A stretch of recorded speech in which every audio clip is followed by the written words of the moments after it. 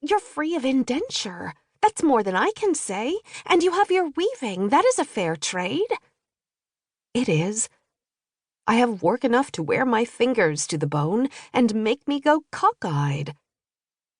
Deborah crossed her eyes grotesquely, and Jenny laughed. I'll be a hunched crone before you know it. No, I mean to get out. But Deborah, there's marriage and family to think of, not to mention marriage. For you, perhaps, but carry on. List for me those men interested in the hand of Deborah Sampson. I dare say there's nary a one. Or if there is one, he's lazy and a drunkard to boot, and will expect me to weave to support him. There is a world out there, Jenny. Beyond weaving, beyond housework. Not to mention, Jenny said, plowing ahead, how you intend to go about as a man, let alone a soldier. That scarcely seems possible. You should have seen the likes that were enlisting. Half-starved apprentices and stripling sixth sons. Why, I could have wrestled the lot of them and had them pinned in a trice. Jenny gave a smile. I don't doubt that. You see, that's why no man would want me. Never mind that.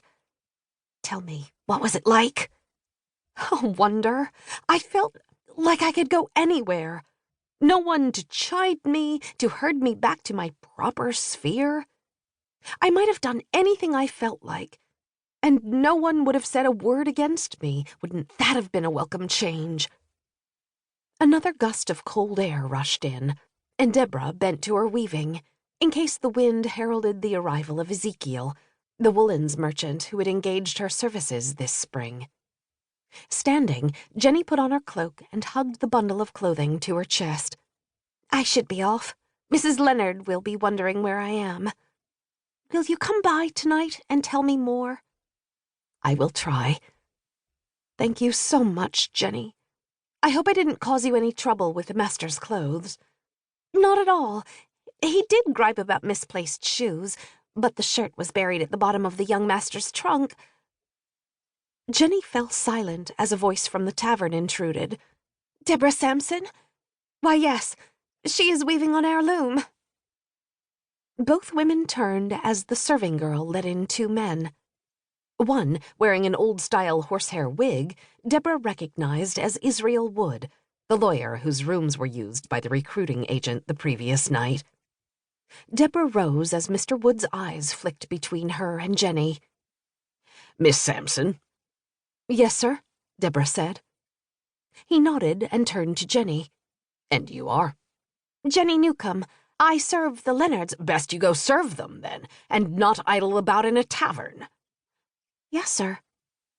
She curtsied, casting her eyes demurely to the floor. Deborah tried to catch her gaze, wishing her friend could stay.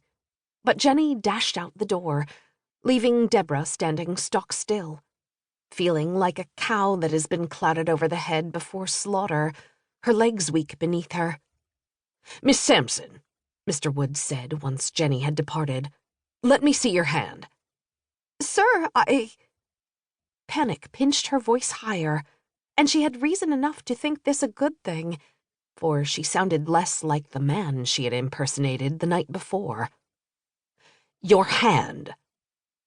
She lifted her right hand slowly. Your left hand.